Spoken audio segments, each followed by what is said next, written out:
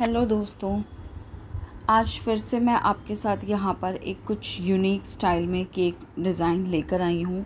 कुछ हटके ही हमारा केक डिज़ाइन होने वाला है और कुछ अलग तरीके से आज इसको हम बनाने वाले हैं। सो यहाँ पर मैंने जो ये केक का स्पॉन्ज लिया हुआ है, ये आज मैंने 9 इंचेस के केक टिन में इसको बेक किया था, क्योंकि केक की क्वांटिटी मेरे यहाँ पे 2 kg है और 2 kg केक मुझे सिंगल टेयर में ही बनाना है। तो उसको ध्यान में रखते हुए मैंने यहाँ पर ये 9 इंचेस का केक टिन लिया हुआ है। सो 9 इंचेस के केक टिन में हमें फ्लेवर हमारा वेनीला ही है। पता नहीं क्यों फ्रेंड्स, लेकिन इस मंथ मेरे को मोस्टली सारे ऑर्डर्स वेनीला फ्लेवर के ही आ रहे हैं। बैक टू बैक मैं वेनीला फ्लेवर बना रही हूँ। कुछ की रिकॉर्डिंग कर लेती हूँ और कुछ जो छोटे केक्स होते हैं या सिंपल डिज़ाइनिंग होती है उनकी रिकॉर्डिंग नहीं करती, उनकी वीडियो बनाती ही नहीं हूँ। सो यहाँ पे मैं अपने वेनीला में चोको चिप्स ऐड करती हूँ। चोको चिप्स ऐड करने से हल्का सा उस केक के अंदर थोड़ा सा क्रंच भी ऐड होता है और साथ साथ में थोड़ा सा फ्लेवर भी उसका चेंज हो जाता है। सो इसको क्रम कोट करना है। ये इतना सॉफ्ट और इतना डेलिकेट बना था ना स्पॉन्ज मेरा, कि ये उठाते टाइम ही एक तो थोड़ा साइज़ बड़ा है, दूसरा सॉफ्टनेस ज़्यादा है, तो इसलिए ये उठाते टाइम ही ब्रेक हो रहा था। इतना सॉफ्ट था कि मुझे इसकी सोकिंग करने की भी कोई रिक्वायरमेंट लगी नहीं, तो मैंने इसकी सोकिंग नहीं की है। सोकिंग आप जब भी करो तो हमेशा अपने स्पॉन्ज को चेक करें, देखें पहले उसको कि उसको रिक्वायरमेंट है कि नहीं। कई बार होता है कि ज़्यादा सोकिंग करने से भी हमारा पूरा केक ख़राब हो जाता है, वो बिल्कुल सॉगी सा हो जाता है। तो सॉगी केक्स भी अच्छे नहीं लगते हैं खाने में। सो केक्स में क्या होता है ना कि केक्स जब हम खाते हैं तो हमें प्रॉपर उसका ना टेस्ट आना चाहिए, ब्रेड का और क्रीम का। सो यहाँ पर ये मेरी क्रम कोटिंग कंप्लीट हो गई थी। थोड़ी देर के लिए मैंने इसको फ्रिज में रखा।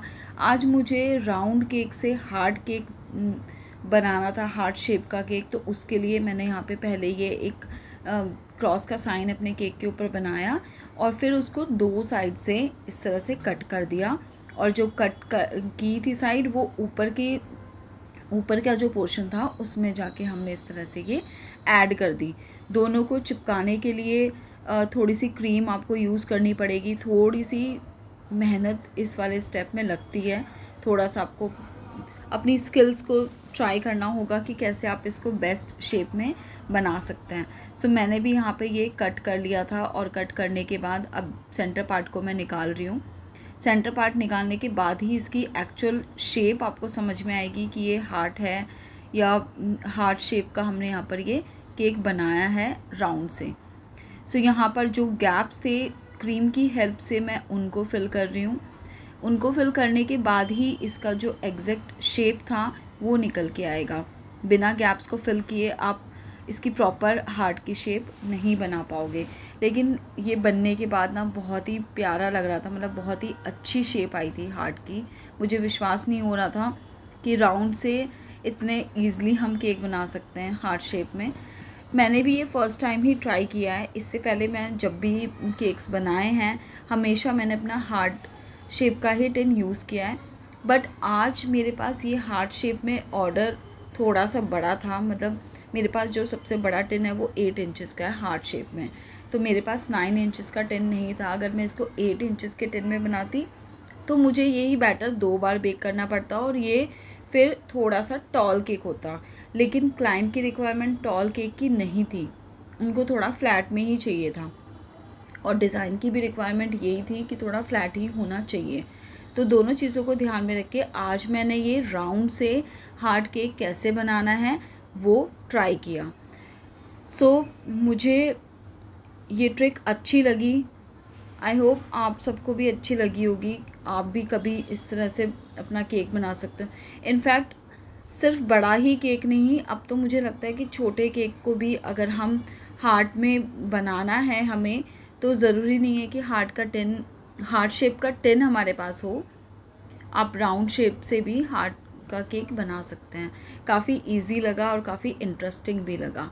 तो यहाँ पर मेरी केक की क्रम कोटिंग तो मैंने पहले ही कर दी थी। क्रम कोटिंग करने के बाद ही आप इस स्टेप को फॉलो करना, उससे पहले केक की कटिंग मत करना, क्योंकि क्रम कोटिंग के बाद इसको हैंडल करना थोड़ा इजी हो जाएगा। बिना क्रम कोटिंग करे आप उसको इस तरह से कट करोगे तो उसको ना जब आप क्रम कोट करोगे तो वो बहुत ज़्यादा टाइम टेकिंग प्रोसेस हो जाएगा।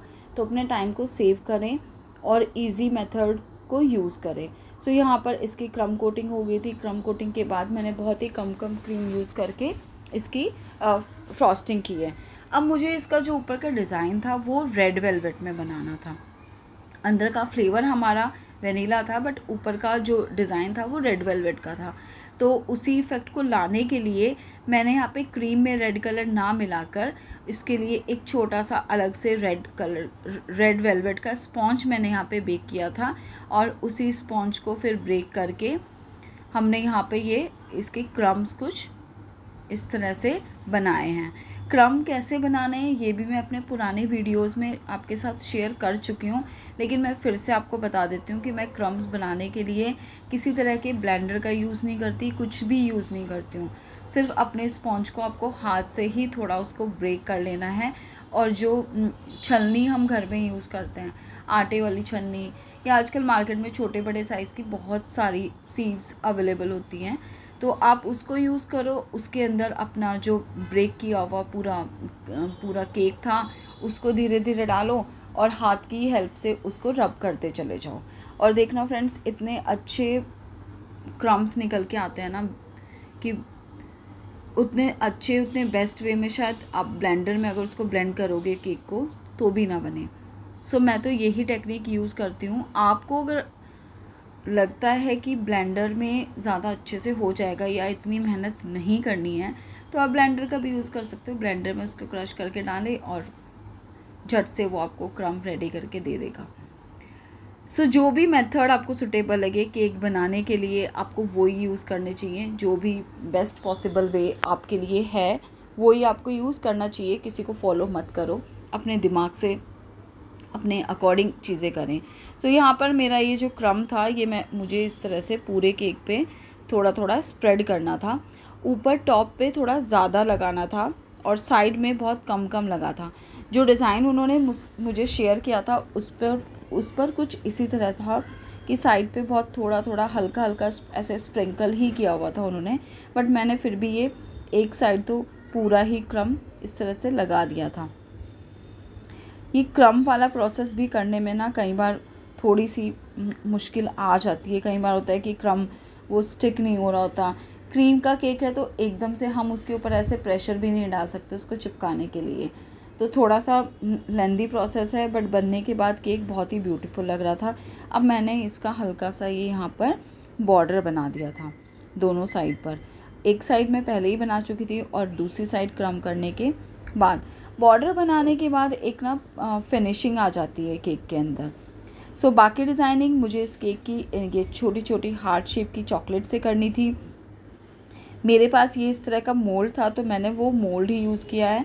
आप इसको कटर की हेल्प से भी कट कर सकते हो। चॉकलेट को आप स्प्रेड करके फिर कटर से उसको कट करके तब भी बना सकते हो, बट मुझे ये मोल्ड वाली चॉकलेट ज़्यादा अच्छी लगती हैं और ये ब्रेक भी नहीं होती ईज़िली।